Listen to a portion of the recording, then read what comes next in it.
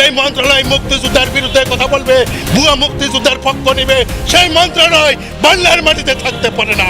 চট্টগ্রাম বিভাগ যদি বাংলাদেশ থেকে আলোক হয়, সেটা দায়ভার আপনি ডক্টর ইউনূস নিতে হবে।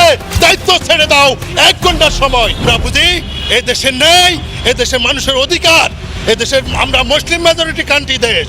আমাদের মুসলমান দেশে আমরা ইমানে চলতাম চাই। যেসব আলেম আছেন, ইমানে না চলতে পারলে আর আপনি কোনো পক্ষ নিয়ে কথা বলবেন না। আপনার দরকার আলেমদের সর্বপ্রথম ইমানে চলা। আমি ডক্টর ইউনূস সাহেবকে এই জামুকায় মন্ত্রণালয়ের উপদেষ্টার অফিস থেকে আমার নিজ মোবাইলে আমি একটা লাইভ দিয়েছি। বলছি 4 মাস আগে দরখাস্ত করেছি, সেই দরখাস্ত জবাব এখনো দিতে পারো নাই। তোমরা কিসের দায়িত্ব ছেড়ে দাও 1 ঘন্টার সময়। যেসব মুক্তিযোদ্ধার রানিং ভাতা স্থগিত করছে এবং হাইকোর্টে রিট করার পরেও ওই জামুকা ওই ডিউনো অফিসে যাচাই বাছাই কমিটি কারণে যারা বাদ পড়েছেন অরিজিনাল মুক্তিযোদ্ধারা, তাদেরকে ভুয়া মুক্তিযোদ্ধারা বাদ দিছে ওই যাচাই বাছাই কমিটির মাধ্যমে, ঘুষের টাকার মাধ্যমে। কিন্তু ওই সব মুক্তিযোদ্ধাদেরকে গেজেট প্রকাশ করে অবিলম্বে, আপনি গেজেট প্রকাশ করে অবিলম্বে মুক্তি বার্তা অনুযায়ী গেজেট প্রকাশ করে যেসব মুক্তিযোদ্ধা তাদের রানিং ভাতা পাই নাই, এগুলো আপনি আগামী 72 ঘন্টার ভিতর দেন, দিতে হবে। আপনার না হলে মুক্তিযোদ্ধা মন্ত্রণালয় বন্ধ করে দেন। ওই মন্ত্রণালয়, যেই মন্ত্রণালয় মুক্তিযোদ্ধার বিরুদ্ধে কথা বলবে, ভুয়া মুক্তিযোদ্ধার পক্ষ নেবে, সেই মন্ত্রণালয় বাংলার মাটিতে থাকতে পারে না। সেই মন্ত্রণালয় নামে কোটি কোটি টাকা আজকে সরকারের খরচ করতেছেন, কিন্তু মুক্তিযোদ্ধারা পাইতেছে না। আমি ডক্টর ইউনূস সাহেবকে, আপনি কি নিয়ে কথা বলেন? আপনি বার্মাতে করিডোর করছেন। আপনি যদি চট্টগ্রাম বিভাগ যদি বাংলাদেশ থেকে আলোক হয়, সেটা দায়ভার আপনি ডক্টর ইউনূস নিতে হবে। আপনি জানেন আপনার দল আছে, যদি চট্টগ্রাম বার্মা সরকার যদি আক্রমণ করে, এটা দায়ভার আপনি ডক্টর ইউনূস নিতে হবে। ইতিমধ্যে বুঝতেই পারছেন আজকের খবরটি কতটা গুরুত্বপূর্ণ একটি খবর। বন্ধুরা চলুন ভিডিওতে আজকে আর বেশি কথা বাড়াবো না, সরাসরি আজকে আমরা চলে যাব মূল ভিডিওতে। আর সেখানে আজকে আমরা দেখব আজকের খবরের বিস্তারিত। দেশের সাধারণ মানুষের মধ্যে ছড়িয়ে পড়েছে, সেটা হলো ডক্টর ইউনূস সাহেব পদত্যাগ করতে চাচ্ছেন। পদত্যাগ করতে চাচ্ছেন, পদত্যাগ করতে যাচ্ছেন নয়, চাচ্ছেন। কেন চাচ্ছেন?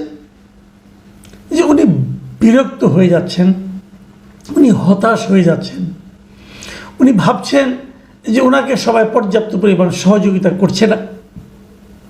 যেহেতু সহযোগিতা করছে না, তাহলে উনি কাজ করবেন কিভাবে?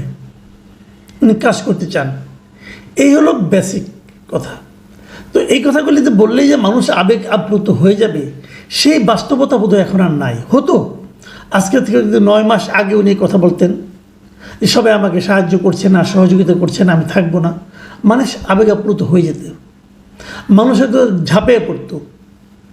দেখুন একটা জিনিস আমি এই প্রসঙ্গটা বলি, যে এই কথা উনি যে পদত্যাগ করতে চাচ্ছেন অথবা পদত্যাগ করতে আগ্রহ প্রকাশ করেছেন, বিরক্তি প্রকাশ করেছেন, এই বিষয়গুলো কালকে সন্ধ্যার পর থেকে আমাদের কাছে আসলো কিভাবে? বিভিন্ন মিডিয়ার মাধ্যমে, সোশ্যাল মিডিয়ার মাধ্যমে। কিন্তু এই নিউজটার, এই ইনফরমেশনটার প্রধান এবং প্রথম সূত্র কে? প্রথম সূত্র হচ্ছে মিস্টার নাহিদ ইসলাম। উনি একসময় ইউনূস সাহেবের ক্যাবিনেটের মেম্বার ছিলেন। উনি বৈষম্যবিরোধী ছাত্র আন্দোলনের একজন নেতা ছিলেন এবং পরবর্তী সময়ে উনি এনসিপি নামক যে পার্টিটা গঠিত হয়েছে, যেটাকে অনেকে কিংস পার্টি বলেন, সেই এনসিপির বর্তমানে প্রধান ব্যক্তি উনি প্রধান মুখ। তো এনসিপির নেতা বলেছেন, আমি কালকে থেকে এটা অপেক্ষা করছিলাম যে উনি যে বললেন, আসলে কি ডক্টর ইউনূস চাচ্ছেন এরকম কিছু করতে? আসলে কি ডক্টর ইউনূস হতাশ? আসলে কি উনি কারোর উপর ক্ষুব্ধ? এই বিষয়গুলো জানার জন্য আমি তখন থেকে অপেক্ষা করছি। তো আমার অপেক্ষার পদ্ধতিটা কি, আমি কি কার কাছ থেকে জানতে চাই?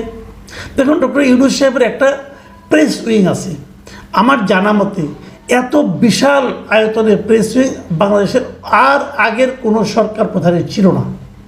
অনেকগুলি লোক এখানে আছে, press secretary, deputy press secretary, assistant press secretary, এরকম অনেক পদ, এবং সবাই যার যার মতো শার্প। এবং প্রেস সেক্রেটারি তো বিশাল ব্যক্তিত্ব, এবং উনি তো মানে করেন এতটা দায়িত্ব নিয়ে কথা বলেন, জানে অনেক সময় উপদেষ্টার মতো বলার সাহস পান না, উনি সেটা বলে ফেলেন। ম্যান্ডেট নিয়ে অনেক কিছু বলে ফেলেছেন, ওনার কথা তো আর বলাই বাহুল্য, ওনাকে সবাই চিনে, এতটাই চিনে যে একজন ওনার সঙ্গে ইন্টারভিউ নেওয়ার সময় কেউ প্রশ্ন করতে এমনও বলেছিলেন যে ওনার ভাবসাব দেখে মনে হয় দেশটা উনি এবং ডক্টর ইউনূসই চালাচ্ছেন, আর কেউ না। যা হোক, সেটা অন্য প্রসঙ্গ। তো আমি আশা করেছিলাম যে এদের কাছ থেকে কোনো একটা রিয়াকশন আমি পাই কিনা, এরা কেউ বলে কিনা যে ডক্টর ইউনূস পদত্যাগ করতে চাচ্ছেন। আনফর্চুনেটলি এখন পর্যন্ত পাইনি। তাহলে তারা কেউ বলেননি কিছু। কে বলেছেন? নাহিদ ইসলাম। কেন নাহিদ ইসলাম? কেন? নাহিদ ইসলাম কি সরকারের মুখপাত্র? তা তো নয়। নাহিদ ইসলাম কি ডক্টর ইউনূসের মুখপাত্র? তাও তো নয়। আচ্ছা, নাহিদ ইসলামকে যে ডক্টর ইউনূস এই কথাগুলি বলেছেন তার কোনো সাক্ষী আছে? ওখানে কি আর কেউ সাক্ষী দিয়েছে? দেয়নি। তাহলে আমরা কী করে জানলাম? নাহিদ ইসলাম বলেছেন বলে জানলাম। এমনও তো হতে পারে নাহিদ ইসলামের কাছে মনে হয়েছে, হয়তো ডক্টর ইউনূস কিছুই বলেননি। নাহিদ ইসলাম ভেবেছেন এভাবে বললে, নাহিদ ইসলাম কিন্তু একটা রাজনৈতিক দলের প্রধান, হয়তো নাহিদ ইসলাম ভেবেছেন এভাবে বাইরে এসে মিডিয়াকে বললে হয়তো তাদের রাজনৈতিক কোনো লাভ হতে পারে। হতে পারে না কি? হতে পারে। তাহলে আসলে কি হয়েছে আমি জানি না। আচ্ছা, আরেকটা কথা বলি। এই কথাগুলো নাহিদ ইসলাম কবে প্রকাশ করলেন? বৃহস্পতিবার দিন রাতে। বৃহস্পতিবারের পরের দিন কি? শুক্রবার। আমাদের এখানে শুক্রবার দিন এই বাইতুল মুকাররম, গুলিস্তান এলাকা, বঙ্গবন্ধু এভিনিউ, এমনকি শাহবাগ পর্যন্ত লোকজন জড়ো করা খুব সহজ কাজ। ছুটির দিন থাকে, অনেকেই জুমা নামাজ পড়তে আসেন, তারা তো আধা ঘন্টার জন্য এখানে বাড়তি সময়, 1 ঘন্টার জন্য বাড়তি সময় দিতেও পারেন। এই জন্য দেখবেন কিছু কিছু পলিটিক্যাল পার্টি আছে, তারা সমস্ত আন্দোলনের ঘোষণা শুক্রবারকে কেন্দ্র করে দেয়। তাহলে অনেকে কি ভেবেছিল যে আমি বৃহস্পতিবার দিন বলবো, শুক্রবার দিন ছুটির দিন আছে, সারা দেশের লোক গাজীপুর, নারায়ণগঞ্জ, নরসিংদী অথবা মানিকগঞ্জ, মুন্সিগঞ্জ থেকে গাড়ি ভর্তি করে লোক সব চলে আসবে শাহবাগে, এসে তারা বলবে না ইউনূস তুমি যেও না, তুমি যেও না, এগুলো বলবে। এরকম ভেবেছিলেন কেউ? যদি ভেবে থাকেন, সেরকম ভাবনার কোনো বাস্তবায়ন দেখা যায়নি। দেখা যায়নি। কেন দেখা যায়নি? আসলে ওই যে বললাম, 9 মাস আগে যেটা ছিল ডক্টর ইউনূসের, সেই ইমেজটা এখন আর নাই। 9 মাস আগে এদেশের মানুষ তার উপর যতটা ভরসা করেছিল, সেই ভরসাটা এখন আর এদেশের মানুষ ওনার উপর খুঁজে পাচ্ছে না। কাজে যদি আমি ধরি যে উনি এক ধরনের সিম্প্যাথি সিক করেছিলেন, মানে মানুষের সহানুভূতি লাভের জন্য এই ধরনের কথাটা ছড়ানো হয়েছে, তাহলে বলবো সেটা একেবারেই মাঠে মারা গিয়েছে। এবং মাঠে মারা যে যাবে, এই বাস্তবতাটা পর্যন্ত উপলব্ধি করার, বোঝার মতো সক্ষমতা ওনাদের নাই। তারপর উনি বলেছেন, এখন নাহিদ ইসলাম সাহেব এখান থেকে বের হয়ে এসে কী বললেন? উনি বললেন যে, আমি বরং ওনার কথাটাই পড়ে শোনাই। উনি যেটা বলেছেন সেটা বলেছেন যে উনি নাকি সকালেই শুনেছেন যে ডক্টর ইউনূস পদত্যাগ করতে পারেন। এটা শুনেই এই বিষয়ে কথা বলার জন্য বিকেলে উনি ওনার সঙ্গে দেখা করতে গিয়েছিলেন সন্ধ্যায়। তারপরে উনি ওখান থেকে বেরিয়ে এসে বিবিসি বাংলাকে উনি যে কথা বলেছেন সেটা আমি হুবহু পড়ে শোনাই। উনি বলেছেন যে, স্যার বলেছেন আমি যদি কাজ না করতে পারি, যে জায়গা থেকে তোমরা আমাকে আনছিলা একটা গণ-অভ্যুত্থানের পর, দেশের পরিবর্তন, সংস্কার, কিন্তু যেই পরিস্থিতি, যেভাবে আন্দোলন বা আমাকে জিম্মি করা হচ্ছে এটসেট্রা এটসেট্রা, মানে উনি আনহ্যাপি হয়ে যাচ্ছেন, ওনাকে সবাই জিম্মি করছে, উনি কাজ করতে পারছেন না। আচ্ছা, একটা প্রশ্ন আমি বলতেই চাই, 10 মাসে উনি আসলে কী কাজ করেছেন? গত 9-10 মাসে উনি যে কাজটা করেছেন, কী কাজটা করেছেন? আমি যদি বলি মোটা দাগে, উনি দেশটাকে বিভক্ত করেছেন, দেশটাকে ভাগ করে দিয়েছেন। উনি কোথায় দেশটা শান্তির লক্ষ্যে দেশটাকে ঐক্যবদ্ধ করবেন তা করেননি, উনি দেশটাকে ভাগ করে দিয়েছেন। উনি মব ভায়োলেন্সকে এক ধরনের প্রাতিষ্ঠানিক বৈধতা দিয়েছেন। মব ভায়োলেন্স যে কী পর্যায়ে পড়ছে আপনি চিন্তাও করতে পারবেন না। আপনারা চিন্তা, আমি ভুল বললাম, চিন্তা করতে পারবেন না কেন? আপনারা তো দেখছেন পৃথিবীর অন্য কোনো দেশের লোক চিন্তা করতে পারবে না আমাদের এখানে মব ভায়োলেন্সের নামে কি হচ্ছেটা কি। যে কোনো একজন লোকের দিকে আঙুল তুলে বললেই হলো সে স্বৈরাচারের দালাল, বললেই হলো সে স্বৈরাচারের দোষর, তাকে ধরে পিটাও মারো কেউ কিছু বলবে না। এই বাস্তবতা হয়েছে। কয়েকদিন আগে দেখলাম ধানমন্ডিতে এক ভদ্রলোকের বাড়ি ঘেরাও করেছে কয়েকজনে, ঘেরাও করে বলছে উনি স্বৈরাচারের দোষা, তাকে অ্যারেস্ট করতে হবে। পুলিশ বলছে ওনাকে তো আমি অ্যারেস্ট করবো, কোন মামলায় করব? মবের যে লিডার সে বলছে আগে অ্যারেস্ট করেন, তারপর আমি যে মামলা দেব। ভাবুন কোন দেশে আছেন আপনি। এই দেশে চলেছে। তাকে পুলিশ ধরে নিয়ে গেছে, ওই মব যে করেছে সে, যে ওই ভায়োলেন্স করে, ভায়োলেন্সের নেতা যিনি তাকে ধরে নিয়ে গেছেন। এনসিপির আরেক নেতা যে তাকে ছাড়িয়ে এনেছে। মানে এনসিপি ওই মব ভায়োলেন্সকে এক ধরনের প্রাতিষ্ঠানিক বৈধতা দিচ্ছে। আপনি এই কাজটা করেছেন, আপনি আর কি কাজ করতে দেয়নি আপনাকে বলেন তো দেখি। একটা কাজ বিএনপি শুরু থেকে বলছে, আপনি নির্বাচন জবেই করেন একটা রোড ম্যাপ আমাদেরকে দেন। আপনি এখনও রোড ম্যাপটা দিতে পারেন নাই। কেন দিতে পারেন নাই? কোনো লজিক নেই আপনার। আপনি এত কিছু করবেন, এত কাজ দেখাবেন, একটা নির্বাচনের রোড ম্যাপ দিতে পারেন না আপনি। আপনি বলতেন যে আমি এটা 5 বছর পরে করবো, আমরা জুন মাসে করবো। কোন মাসে করবেন, কীভাবে করবেন, একটা রোড ম্যাপ চাওয়া হয়েছে আপনার কাছে, দিতে পারেন নাই। সবসময় এখানে এক ধরনের অস্পষ্টতা, এক ধরনের কুয়াশায় ঢেকে রেখেছেন আপনি নির্বাচন বিষয়টাকে। কেন? কোনো যুক্তি আছে? আন্দোলন হচ্ছে, আপনি একটা আন্দোলনও ভালোভাবে মেটাতে পারেন নাই। আন্দোলনগুলি যে হচ্ছে, মানুষের যে দাবি দেওয়া থাকবে না? এরকম দেশে, গরিব একটা দেশে মানুষের মধ্যে হাজার রকম দাবি দেওয়া আছে। দাবি দেওয়াগুলি যৌক্তিক কি অযৌক্তিক কখনো বিবেচনা করে দেখেছেন?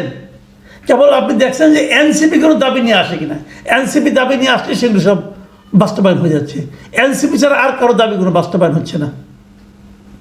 এই যে এখন যখন আমি কথা বলছি, এখনও তো শহীদ মিনারে দেখলাম পল্লী বিদ্যুতের কয়েক হাজার লোক গত 3 দিন ধরে বসে আছে। আপনি জিজ্ঞাসা করেছেন তারা কেন বসে আছে? ওই যে কয়েক হাজার ফ্যামিলি, তাদের দাবির কোনো যৌক্তিকতা আছে কিনা আপনি একবার বিচার করে দেখেছেন? দেখেননি। বিচার করার জন্য কোনো কমিটি করে দিয়েছেন? দেননি। আপনারা অপেক্ষা করছেন যে কবে তারা ওখান থেকে মিছিল করে যমুনার দিকে আসে। তারা পর্যন্ত আপনি কিছু করবেন না। যমুনার সামনে না আসলে আপনি হয় না। এই যে এতগুলি লোক মারা গেছে শহীদ, তাদের এখনও যাদের দেওয়ার প্রতিশ্রুতি দিতে পেরেছেন? পারেন নাই। এই যে এতগুলি লোক আহত হয়েছে, কয়েক হাজার লোক আহত হয়েছে, সবার সুচিকিৎসা করতে পেরেছেন? না, তাও পারেননি। আপনি কাজ করতে পারছেন না বলে হাহুতাশ করছেন, হুমকি দিচ্ছেন আমি পদত্যাগ করব। পদত্যাগ করে মানুষের সিম্পেথি আদায় করতে চাচ্ছেন। কেন? বিরোধটা কোথায়? আপনার সঙ্গে বিরোধ হয়েছে বিএনপির সঙ্গে, বিরোধ হয়েছে কিছুটা আরবির সঙ্গে। বিএনপি যা বলেছে সেটা আপনি বাস্তবায়ন করতে চাচ্ছেন না, অথবা পারছেন না, অথবা আপনার ইচ্ছার বাইরে গেছে। ইশাক একজন লোক একই কাজ করেছে। চট্টগ্রামের সিটি কর্পোরেশন ডাক্তার শাহাদাতকে আপনার শপথ করিয়েছেন, সেই একইভাবে ইশাক আদালতে রায় নিয়ে এসেছে, তাকে আপনি শপথ করতে দিচ্ছেন না। আপনার এক উপদেষ্টা তাকে শপথ করতে দেবে না। তার ব্যক্তিগত জেদ এই কারণে কাজ করছে, জেদ এবং অনভিজ্ঞতা আমি বলবো। আপনি সেটাকে সাপোর্ট করে বসে আছেন। আর্মির সেনাপ্রধান তার ঊর্ধ্বতনদের নিয়ে একটা মিটিং করেছেন। সেই মিটিংয়ে তারা কী কী দাবি করেছেন, যে কথাগুলি বলেছেন সেটা মধ্যে মন্দ কথাটা কোনটা? সে কথা তো আমি মনে করি জনগণের ইচ্ছার প্রতিফলন ঘটেছে। উনি বলেছেন মোটা দাগে কয়েকটা কথা। একটা কথা হলো যে ওনার করিডোর দেওয়ার বিপক্ষে বলেছেন। অন্যটা কী হয়েছে? রাখাইনে করিডোর দেওয়ার পক্ষে কি আপনার ডক্টর খলিল, যার অতীত ইতিহাস দিয়ে নানা রকমের স্ক্যান্ডাল, ভালোভাবে পড়া যায় না, দেখা যায় না, দুর্গন্ধ চলায়, সেই খলিল সাহেবের বক্তব্য নিয়ে আপনি নাচতেছেন। খলিল সাহেবের দেশের প্রতি কোনো মায়া আছে? কিছু না, সে 2 দিন পরে আবার চলে যাবে বিদেশে। তাকে বানাইছেন জাতীয় নিরাপত্তা উপদেষ্টা, তার জন্য একটা পদ সৃষ্টি করেছেন আপনি। তো এটা নিয়ে আর্মি কথা বলবে না? যদি যুদ্ধ একটা লাগাই দেন, যুদ্ধ তো আর্মিকে করতে হবে, খলিল সাহেব তো যুদ্ধ করবে না। সে তো নিরাপদে ফ্লাইট ধরে আমেরিকা চলে যাবে তার ফ্যামিলির কাছে। তো হলোটা কি? আর্মি আর কি আপত্তি করেছে? আর্মি আপত্তি করছে মব ভায়োলেন্স দিয়ে। তো মব ভায়োলেন্স নিয়ে আপনি থামান না। মব ভায়োলেন্স তারা আপত্তি করতে পারে না। অন্যায়টা কি? আর বলেছে যে ডিসেম্বরের মধ্যে নির্বাচন চেয়েছে। এটা বিএনপিও চেয়েছে। বিএনপি চেয়েছে ডিসেম্বরের মধ্যে নির্বাচন দিতে হবে। এবং বিএনপি এই ইশরাক কাণ্ডকে কেন্দ্র করে যে সমস্ত অপকর্ম হয়েছে তার একটা প্রতিবাদ করে বলেছে যে আপনার দুইজন উপদেষ্টা, ছাত্র উপদেষ্টা, তাদের পদত্যাগ চেয়েছে। এটাকে রাজনৈতিক দাবি, মানা না মানা আপনার ব্যাপার। এবং এই ধরনের দাবি করলে আপনাকে পদত্যাগ করতে হবে, পদত্যাগের নাটক করতে হবে। আমরা জানি আপনি পদত্যাগ করবেন না, এই নাটকটাই করবেন। আমার কেন যেন মনে হয় বাস্তবতা এখন যে মুহূর্তে এসে দাঁড়িয়েছে, যে অবস্থা এসে দাঁড়িয়েছে, এই উপদেষ্টা মণ্ডলী, এই ক্যাবিনেট রিসাফল ছাড়া করা আর কোনো উপায় নাই। এদের উপর সাধারণ মানুষের কোনো আস্থা আছে এটা আমি মনে করি না। ডক্টর ইউনূস থাকতে পারবেন হয়তোবা যদি ওনার সঙ্গে যাদের সঙ্গে আছেন, যারা ওনাকে ঘিরে রেখেছেন, যাদের মধ্যে অনেকেই এরই মধ্যে দুর্নীতির জড়িয়ে পড়েছেন, তাদেরকে সরাতে হবে। ফ্রেশ অ্যান্ড এফিশিয়েন্ট লোকজনকে দিয়ে আপনার ক্যাবিনেটকে রিসাফল করতে হবে, পুনর্গঠন করতে হবে, তা না হলে হবে না। এবং পুনর্গঠিত ক্যাবিনেটে অবশ্যই ছাত্র প্রতিনিধি, এই সমস্ত বাচ্চা কাচ্চা থাকা চলবে না। কেবল তারপরে তাকে নির্বাচনের সুনির্দিষ্ট তারিখ ঘোষণা করতে হবে এবং যে কোনো ধরনের মব ভায়োলেন্স শক্ত হাতে দমন করতে হবে। যদি এগুলো করতে পারেন, কেবল তাহলেই আপনি পদত্যাগ করতে চাইলে সবাই এসে আপনাকে হাতে পায়ে ধরবে না, আপনি থাকেন। মানুষের প্রতি ভালোবাসাটা তৈরি হয় কিসের উপর? ভালোবাসাটা তৈরি হয় তার কাজের উপর। ধন্যবাদ প্রিয় দর্শকবৃন্দ, আমাদের ফুল ভিডিওটি দেখার জন্য আপনাকে জানাই অসংখ্য অসংখ্য ধন্যবাদ। তো বন্ধুরা, আজকের এই নিউজটি দেখে আপনাদের কি মতামত অবশ্যই কমেন্ট বক্সে কমেন্ট করতে ভুলবেন না। আর হ্যাঁ, এমন নিত্য নতুন আপডেট খবর সবার আগে পেতে চাইলে এখনই আমাদের এই পিচ্চি সাকিব ইউটিউব চ্যানেলটি সাবস্ক্রাইব করুন। ধন্যবাদ।